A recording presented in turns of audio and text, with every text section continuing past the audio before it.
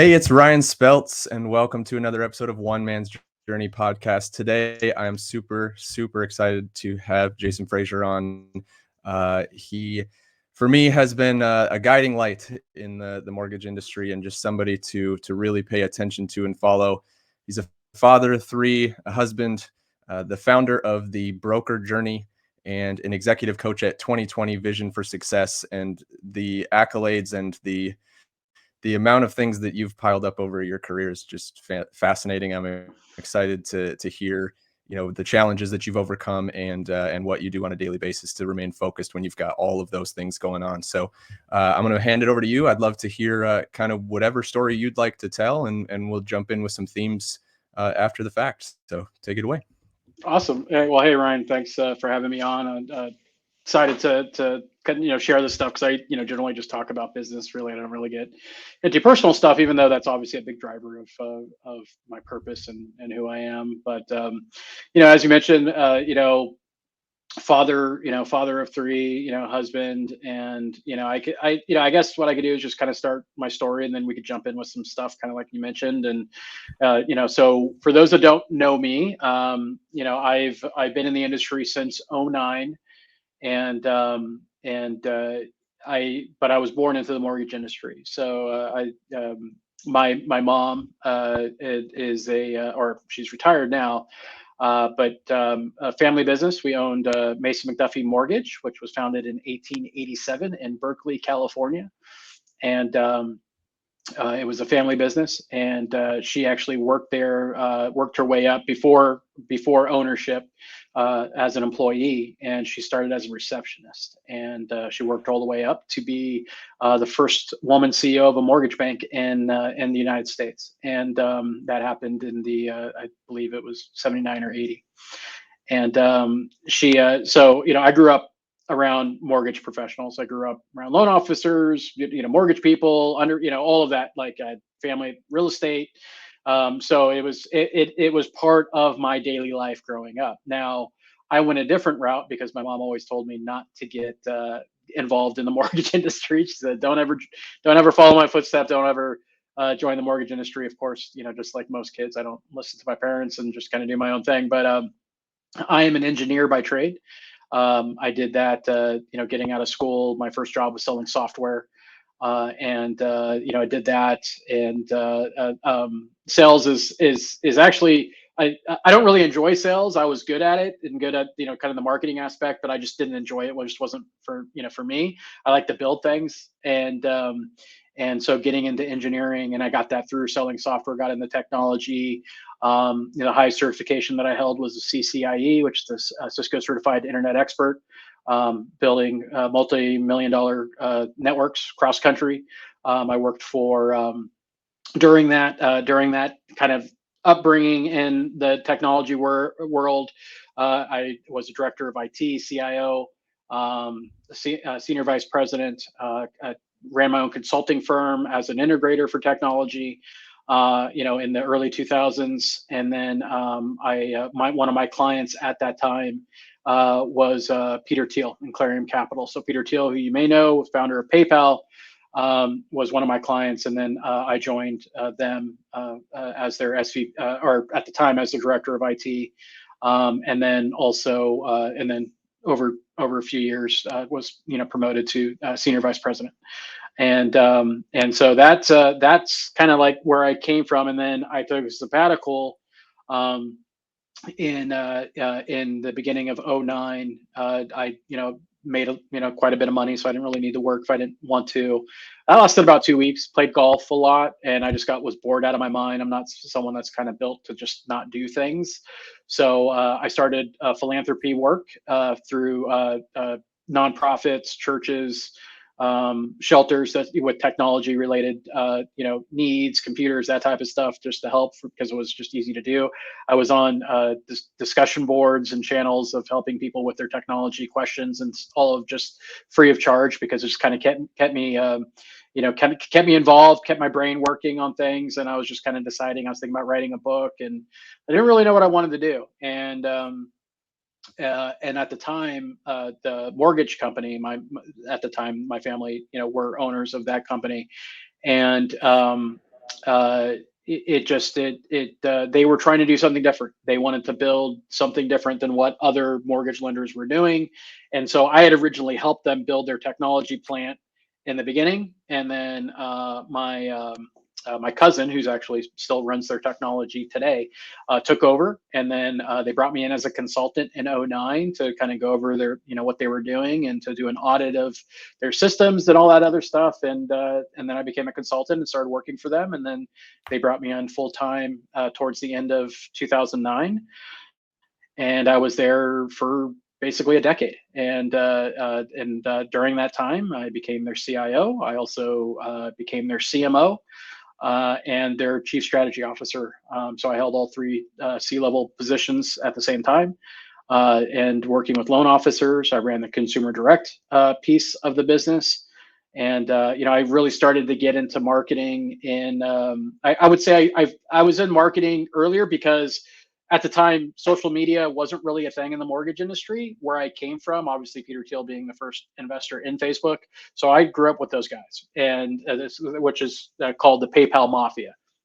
So we always kind of refer to ourselves, the people that work for Peter, as kind of like the child of the PayPal Mafia, because we worked with a lot of the different companies. LinkedIn, I consulted for them in the very beginning before they were even LinkedIn. Palantir, some companies that you may know that are publicly traded now. That I was kind of there in the beginning, and so I took all of that knowledge of just being around those guys and kind of brought that into what we were doing at the mortgage company, and helped with talking to loan officers and agents about social media, Facebook, that type of stuff. And at that time, everyone, every loan officer, every agent said they were never going to get any business from social media. It was going to be, a fad and bada bada bada bada, and all the stuff that we always do in our industry whenever something new comes around, right? And so in 2016, I decided to really go all in on the marketing front. And actually, I have to thank Gary Vaynerchuk. Actually, take a step back. Actually, I have to thank a friend of mine, Katie Lance, who's a pretty big name on the real estate side. And she gave me a book, Crush It by Gary Vaynerchuk. I read it. I was like, oh, this dude's awesome. Like it spoke to me. And so I ended up meeting him at a conference where he kind of hung around and talked to people after he did his keynote. And this was back in 2016, San Diego. Remember it vividly because it was a great conversation. And it was from then that I decided to go all in on kind of creating my personal brand, and through that, helping our company brand better and get more business and whatnot. And so I used Snapchat as the vehicle for that, because Snapchat was the TikTok at the time, right? And so that was like the cutting edge. And at the time there was people like, how are you going to get business off Snapchat? Blah blah blah blah. As it turns out, you can get business off anything if you know what you're doing. You understand humans. You understand neuromarketing to a certain extent, and you know how to do marketing. And so I was able to do something that very few companies were able to do at the time, and that's actually generate business from Snapchat. And that parlayed into speaking and all these other things that I did. And I built a good brand for myself, and I decided to leave the family company and go out on my own, do my own thing, which I did. For running a education, marketing, kind of content program, and then speaking and doing those types of jobs, or jobs, so to speak, but events, getting paid to speak. And then eventually I got back into the lending space, and from then I've worked at Cardinal Financial, EPM, and consulted with other companies like UWM and Caliber and Home Point as a consultant, and then worked for Victorian Finance for a little bit, and then really decided that I want to focus on consulting, coaching, and speaking, and doing using my experience and expertise, and getting into the day to day to help loan officers, especially in a market where they need it the most, to help them find success. Yeah, I think it's really interesting to hear your path of, I mean, like you said, early in your career, right? You were born into the PayPal mafia. Really, Yeah. like you Yep. put yourself in there, Mhm. and so you saw eventual, obviously massive success from those people, and you are related to those people in that sense. And Yeah. just watching your journey, like I think you are quite possibly one of the most humble people I've met in the regard of like you're not using that as you're lording over other people of like, hey, I've seen it, you should listen to me. It's more of like, let's talk about what you're experiencing and and make a solution out of it. Hmm. And Yeah. I think a lot of that lends to one thing that I've been recognizing, and when you just said it, I recognize it even more, is the engineering piece of that. It's that like having that engineering brain and applying it to other people's brains. Yeah. And I think you're doing a fantastic job of that. What do you think? Like, do you think that that is the reason that you enjoy the neuro part of it, or like because it is so scientific in that regard, or like what takes you down the path of like the marketing piece? Because I think throughout the theme of that is like that's your favorite part, is the marketing piece of and the building the systems of the marketing and all of that stuff. And the systems have to be based off of that neuro piece. So is that like where that drive, do you think that's where it comes from? I think from a little bit, and I think, and I think you're on. I think what you boil it down to is as an engineer, you're given your job is to solve problems, right? That's what you do as an engineer. If you didn't have problems, then an engineer would not be needed, right? Like engineers are to fix problems, also to build, obviously, but ultimately you're solving problems. And solving problems, when I was little, I was huge on becoming an architect. Legos were a big thing. So building, being an architect, right? That mentality of building, because to me, when you build something, you're leaving a legacy, right? And my purpose is to make an impact and leave a legacy in this world, right? And whatever I happen to be doing. Because because guys, look, when it comes down to it, and I think about this more as I get older. But like, if you think about how many times do you actively think, like, you have to do a lot in this world to be remembered, right? And look, when I'm dead and gone, there may be some people that are younger that, whatever, and then maybe there's something that I create down the road that gets, and that's how mortgage marketing ends up being, like, that's the foundation of all mortgage marketing, and it's the Frazier methodology or whatever, right? Unless there's something like that, you pass out of existence, right? Like, you pass that, other than your family, right? You pass out of memory. And I always wanted to leave some sort of legacy, and not just for myself but for my kids, or something, and future generations that will know me from nothing, of my family, to leave something, because it was important to me. And this gets in a little bit, of really what drives me. But to answer your question, it's the problem solving problems that gets into the neuromarketing, because that's really what marketing is you're solving a revenue problem, right? Or a sales problem. And I think what's made me an effective marketer is the fact that, and not what I think, what I know has made me an effective marketer.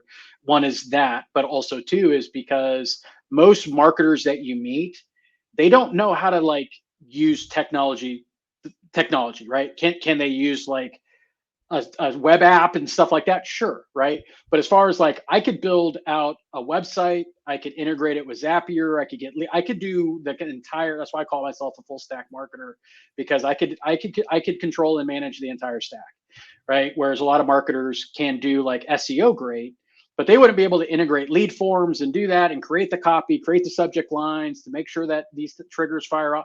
They're not going to be able to do all that. They're going to have to hire out. And I think that's been my superpowers because of my engineering.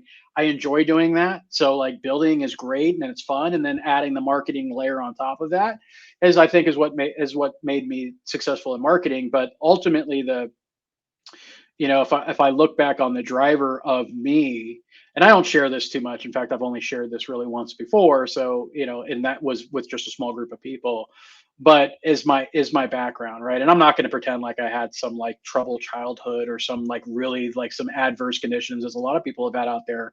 But just like any upbringing, it's, there's challenges and adversity, but it was really more of the lessons of my parents and my family, who had true adversity. My mom's side of the family being born in, dirt poor Muncie, Indiana. My dad's side is, I'm Native American, which, some people know, some people don't. My dad, so I'm 50%. My dad's 100%, or was. He passed when I was a teenager, but born on the reservation, right? So he's born on the res. Um, Played dirt, right? Played with, his toys were like dirt and bugs and stuff like that. So like, he had a very, rough childhood upbringing compared to like what a lot of people deal with. And for me, is being Native American is something that's very important to me. I don't let it define me as far as like the political aspects and what a lot of people do when it comes to like their heritage and things of that nature. But native, it's an important part of who I am. It's in my, it's my DNA. It's part of me. And in my family, as far as like being successful, it was important because my mom was kind of like the success story of the family, right? Not that her brothers weren't successful, but a lot of people came to her because she was an executive, she was in business, she was the first woman to break ceilings and do all these things, and she made a lot of money, and so like, so she was, in our family, she was kind of like the go-to, right? And so, that was my lesson, for, kind of pulling yourself up from nothing to have success. Work ethic I learned from her.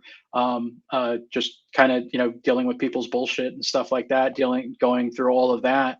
I learned from her as well. But that's what drove me, is that, in my family there isn't a lot of those types of success stories, right? And I'm not saying my cousins and stuff aren't successful. What I'm saying is there was a lot of, look, alcoholism and being a Native American, that's a very prevalent on my dad's side of the family, and people that, are just working 9 to 5, which, hey, if they're happy, they're happy. But as far as like what you considered like kind of like that American success story really resonated with me. And so I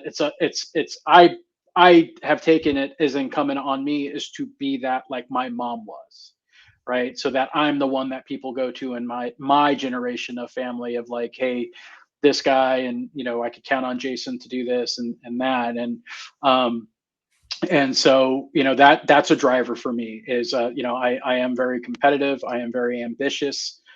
Those did not manifest themselves well when I was young, because when I decided to get into the corporate world and I got into the banking hedge fund world, right? I had an ego.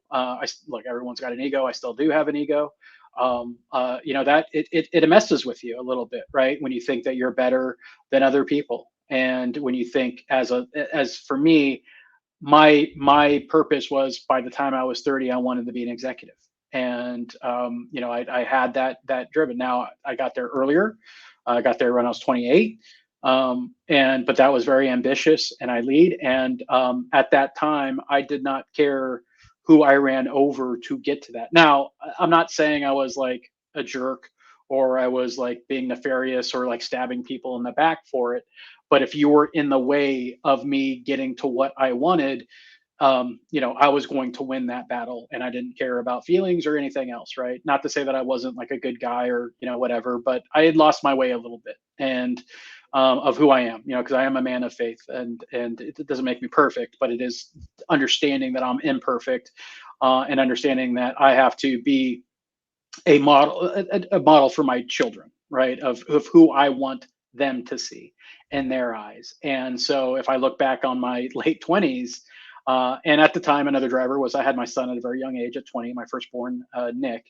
And so, that drove me, and I wanted to provide for him. So while the rest of my crew that I grew up with were, messing around in their 20s and having fun, like I was working like all day, going to school at night. I was doing a lot of different things to create a better life for my son. And, that will make you grow up real quick, but it also will make you be a little bit too tunnel vision into success and ambition. And so I was not a good boss. I expected the people that were underneath me. I don't even call it boss. Let me put it this way. I was a boss and not a leader. Right. So that's probably the better way to put it. I was definitely a boss and not a leader. And so I was probably not great to work under, because I expected people to do what I did. If I worked for 36 hours straight and slept in my office, I expected my people to do the same. Right. And because even though I was getting paid a very good amount and, whatnot to do all that stuff, I did that shit when I was getting paid $34,000 a year. right? That's how I achieved, is because I did more than what other people did. I didn't worry about what I got paid. I worried about what I put out and what I could gain from that. And I learned a lot over the years through that. So I was a different person in my 20s, and I think we could all say that we were different people when we were younger and whatnot. But as a young executive and a young leader, definitely was different. And um, but all of that, just kind of like my ambition to be the best, to be like my mom, to create a name for myself and do all of these things. Those were my real drivers at the time. And my purpose has always been the same, and that's to leave a legacy and impact. And that manifested itself in sometimes good ways, as I believe it does now, as opposed to the negative ways as it did back then. And you never really lose that part of you either, right? And you never, and nor do you want that, because you want to learn those lessons, right? You want to learn the lessons of being humbled, of failing. You want to learn those lessons, and one is you don't want to repeat them, but two is that you want to hope that they make you a better person, right? Not just for you, but for your family, for the people that you lead. And as I came up more, and we talked about this when we went in, is that I've been knocked down, right? I've had some pretty starch failures. I've had some pretty, not, and some of them are known, some of them are not known, and I don't talk, not that I'm hiding it from anyone, but it's just not just common stuff. And so the post that we talked about prior to going live on here was when I talked about in November, 3 years ago in November. In fact, it probably been 3 years ago, probably a couple of days ago. But I got knocked down pretty hard, and it was something that I just didn't. It threw me through a loop, and so I made a call to Christine Beckwith, who at the time was. Um, she still is, but obviously I work with her at 2020 Vision.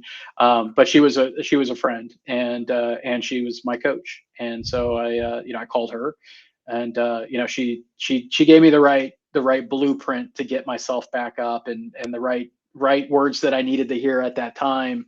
Mostly also understanding that it was my fault, right? All just like everyone needs to understand, that is like whatever's happening in your life is really your responsibility, is you're accountable, because it's all based off your choices, right?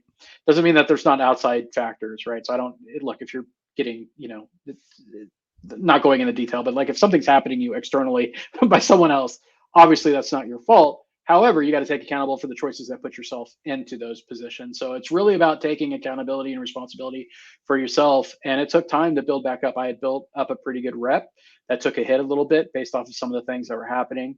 Um, and without going into detail, a lot of that. But the point is that it took me time to build myself back up. It took me time to kind of like shake that stuff off.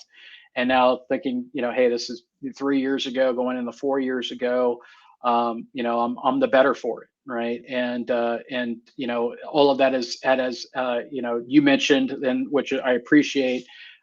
Being humble, I try to think of myself as being a humble person. I try to be a humble person. I'm definitely not perfect. There are the old me doesn't ever go away. There's things there. But one is I solve problems, and I help people. I've made that try to kind of the cornerstone of my personal brand, outside of different first, better, second. But I'm a contrarian. I do not go with the flow. I'm not a status quo guy. I'm definitely, I have definitely rubbed people the wrong way in this industry. I speak my mind. But it's all for the betterment, because I want this, because my livelihood, my purpose goes away if this industry goes away, right? So I have an invested interest in loan officers and the lenders to be good and to endure and to be around in a decade, right? Because that is what my purpose is to serve that population. And so I'm not going to sit quiet when I see things that should be changed, or things that I think need to be changed.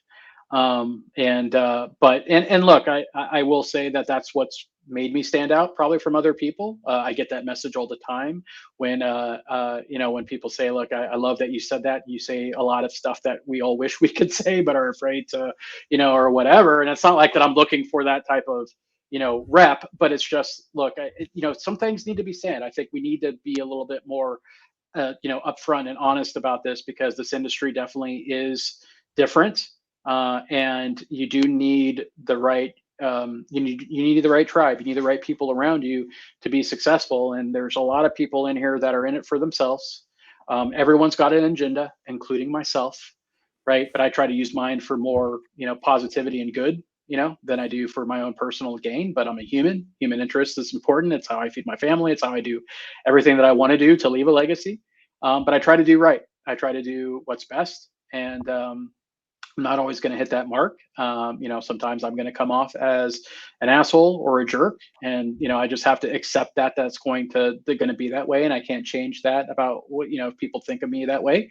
But what I can say is that from the people that I do help, and the emails and the messages and stuff that I get every single day, it's for those people that have said, like, hey, I listened to this podcast, or you spoke at an event, or it was a webinar, and it's changed my life. It changed my business, right? And I'm not saying that I have, countless of those, but I only need one, right? I only need, as a human being, be able to help one person change their life for the better, right? And if I've done that, I've done more than a lot of people do in this life.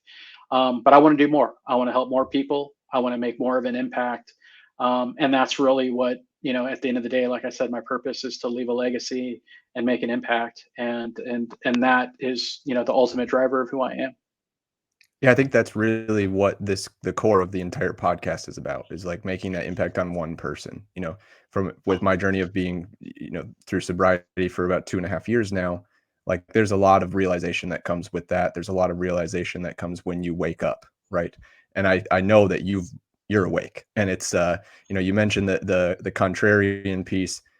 One of the things that I always look at, like when I'm looking at your posts, I'm not going, man, I wish I could say that. I'm saying, man, he really said that in a way that I wish I could say it. Because like, while you're being contrarian, somehow with your understanding of neuro, you're working in like this like soft entry to it at the same time. So it's not just like, the people that you're seeing on social media now, like these big, these macho guys that are coming out and saying these crazy things that people are getting responses from. You're saying crazy things, but you're saying them in a way that goes, oh yeah, I think I could look at it that way.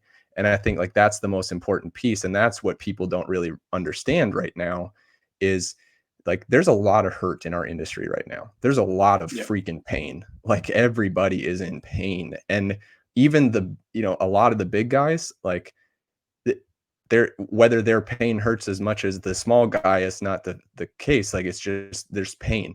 And so if you're constantly throwing out like these daggers that are cutting through people, you're not gaining anything by that. But if you can say it in a way that makes them think about it and have them recognize it for themselves, that's the key.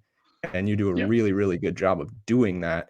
And I think that, like, if we're taking one thing from the way you market or the way you get out there and say things, that's got to be the thing. It's like, how can you say what you want to say without crushing the person you're saying it to? Yeah, look, it's a fine line to walk. But I mean, you couldn't be more right on. I mean, and there's a lot of, look, this industry, and this is what I always try to explain to everyone that's not in the mortgage industry. Like the mortgage industry, because I've served in other verticals, right? I've served insurance, I've served technology, software learning. I've been in a lot of different verticals and industries, and what I could tell you is that there is nothing that I have personally experienced like the mortgage industry. It is a very small, tight knit community. There's a lot of cliques, a lot of camps, a lot of, you know, squads, so to speak, right? There's a lot of people out there, and it's very, I don't even know what the word is for it, but it's a very, I guess, close knit is probably the best way to put it. And so what I tell people when they try to get in the mortgage industry and they try to approach it differently, and I have this conversation all the time with, like, private equity firms or hedge funds or people that are trying to invest in solutions coming in. I said, look, guys, like I've seen so many people waste millions, hundreds of millions of dollars trying to enter this space because they don't understand the industry. And only when they get into it and they realize like I can't even break in, like this was easy in all these other verticals or easier, and I get in this and I can't get any traction. And it's tough. And when it comes to like, the hurt is because a lot of the, unfortunately a lot of people will, like I said, with agendas, people will work to divide people. And sometimes it's unintentional. Sometimes they're trying to get their point across and maybe they just don't know how to replay it. But there's a lot of division that happens, especially now. And it gets compounded when you have a downturn in a market, right? And everyone's struggling and everyone's looking for that silver bullet and everyone's kind of like, paying attention to the ghosts of the past of how they used to do this and how I used to do that.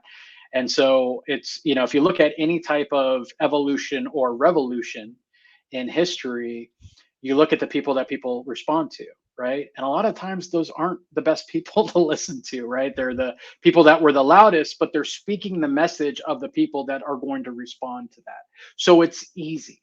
And so what I always talk about is you got to choose the hard piece of it. You got to choose your hard, which is something that I don't, someone had mentioned that, years ago. It's probably, was either a podcast or a book or something like that where, maybe it might have been Tim Grover, but someone said, choose your hard, right?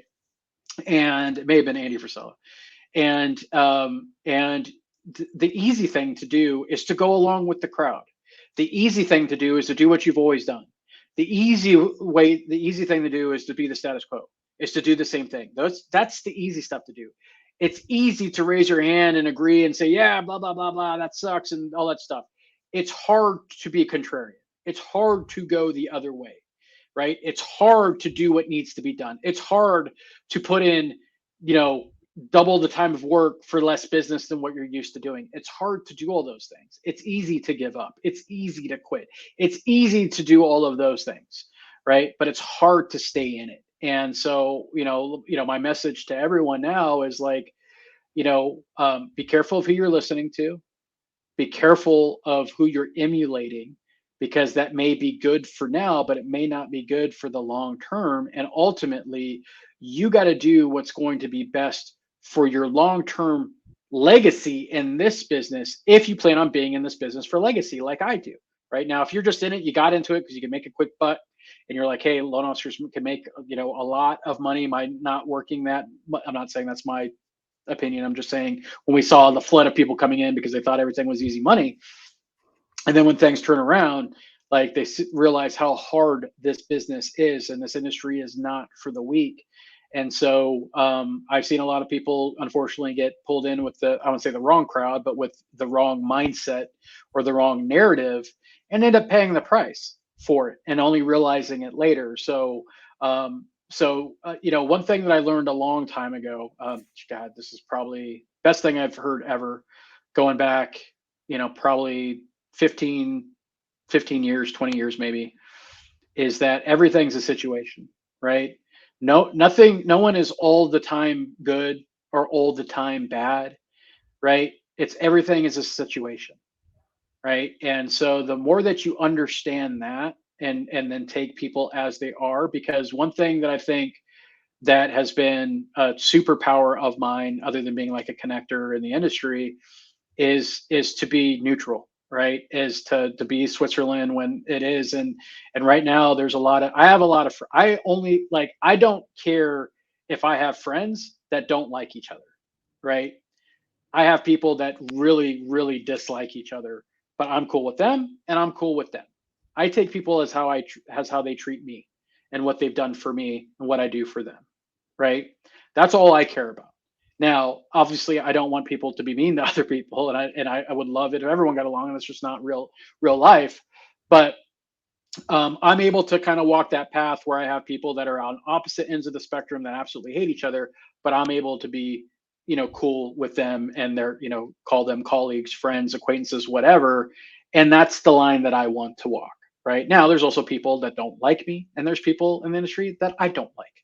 Right. And so I don't go around and talk crap about them. I just don't deal with them. I don't put myself in situations where that's going to be an issue. Right. And I'll always be professional. So if there's been events at people that I've spoke at where other speakers are people that I vastly dislike and I think are bad for the industry.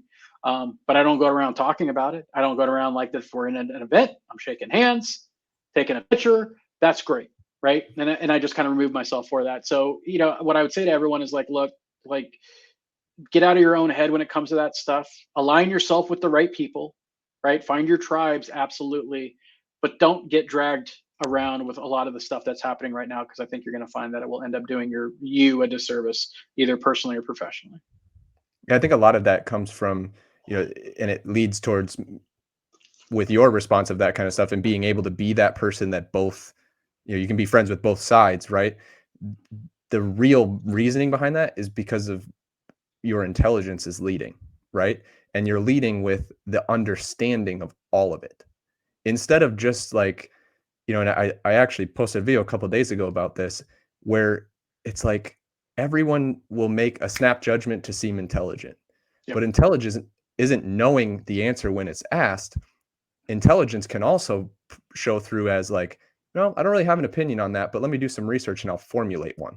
And I think you're extremely good at that, and that's why you're able to play that kind of middle fence, because you understand the right side, and not to go right and left political wise, but that's where, I got two hands here. So, Yep. You understand the right hand, you understand the left hand, and you can lean to both sides and say, yes, I understand where you're coming from. Here's what I understand about it.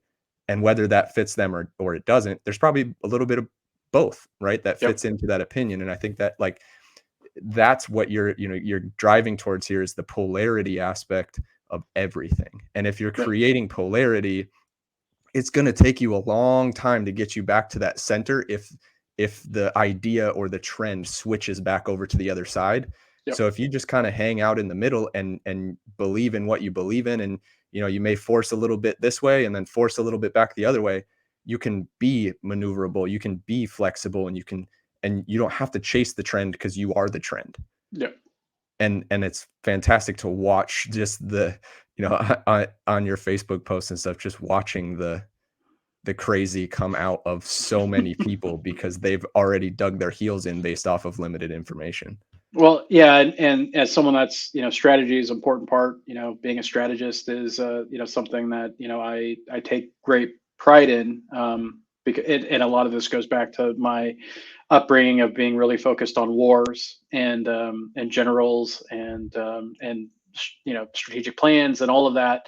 I'm a big movie buff in general, but especially when it comes to like World War II and Roman Empire and all just all the major empires and generals and leaders of the world when it came to warfare. One thing that I learned through that is, when you talk about the crazy, is that I think people need to start changing the word belief with ideas. Ideas can be changed, right? But if you have a belief that isn't like I believe that breathing oxygen is going to keep me alive, right? I believe that water is essential for me, right? It's when you believe something, those don't change easily. But if you have an idea, right, like that's something that can be changed. That's something that you could debate and talk about. And I think the problem with a lot of what you're talking about is, when people come in, is they have their if you are unable to change your mind, you're not going to be as successful as you could have been. Not saying you can't be successful, you can be very successful, but you're not going to be as successful as you could have been if you have the ability to change your mind. Some of the greatest successes and things that I've had was because I allowed my mind to get changed. Some of the things that have saved me from making the wrong decision is because I allowed myself to have my mind change. Because unfortunately, a lot of people, look, nobody wants to be wrong, but when you change your mind, you are actually kind of partnering that with being wrong, and no one wants to admit when they're wrong, right?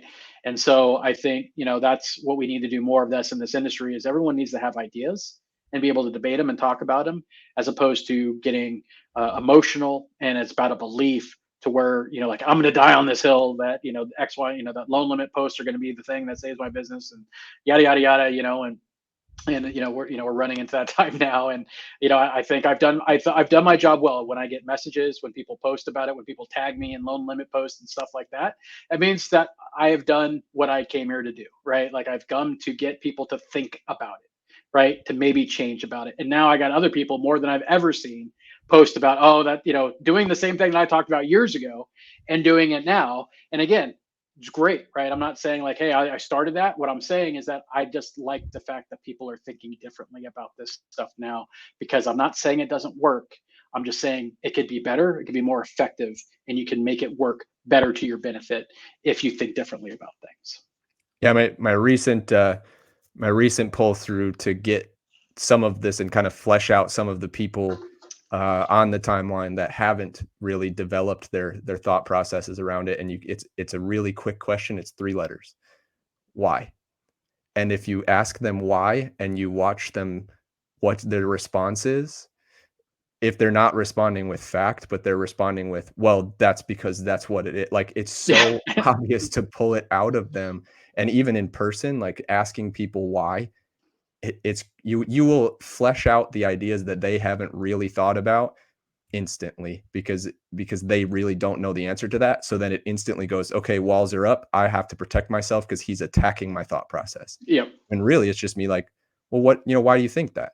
Mhm. And it's so fun to watch people just like squirm and backpedal and like Yeah. because like I said, like I one of the things that I've pulled from you is being able to formulate your opinion and ask yourself why, right? So now you've asked that question before you even get in front of other people.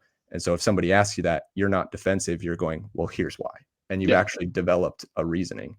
Mhm. So that, like I say, knowing who you are, I truly appreciate you coming on, spending the time with us today, and getting to know you a little bit deeper, a little bit more about who you are instead of just what you do. So I appreciate you coming on, and I'd love to have you back, because I think we can, with those engineer brains that we both have here, I think we could probably flesh out and solve quite a few of world's problems. But Yeah, I'm always up for it, man, and I appreciate you having me on. And these are good conversations to have, because I don't really have them that much, and it's good to kind of open up and talk about, kind of the personal stuff and the things that drive me, because I think, not just me, but the other guests that you have on here, because I learn from that too. Like, I like hearing the personal stories and what drives other people, because because if I'm doing it right, I'm taking that and looking at myself and realizing where there's some synergies, or where there's some things that I should have a different perspective on. Because if you're not learning, trying to learn something new every day, you're gonna become stagnant. all right, man. Well, I appreciate it, and we will see you on the next one. And just remember, you're not the only one.